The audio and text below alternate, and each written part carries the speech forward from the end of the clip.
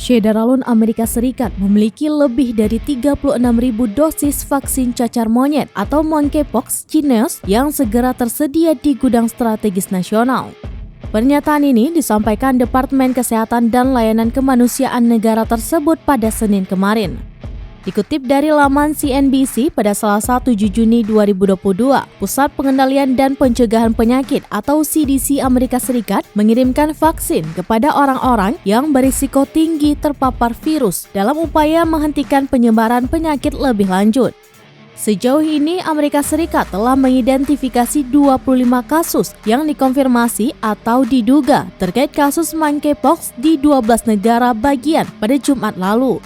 Perlu diketahui, Bavarian Nordic memegang lebih dari 1 juta dosis yang dimiliki oleh Amerika Serikat dan dapat mengisi 16,4 juta dosis tambahan atas permintaan pemerintah federal.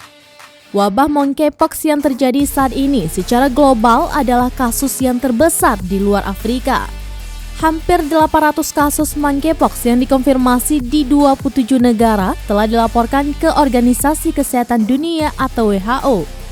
Sebagian besar kasus ditemukan di Eropa, terutama di Portugal, Spanyol, dan Inggris.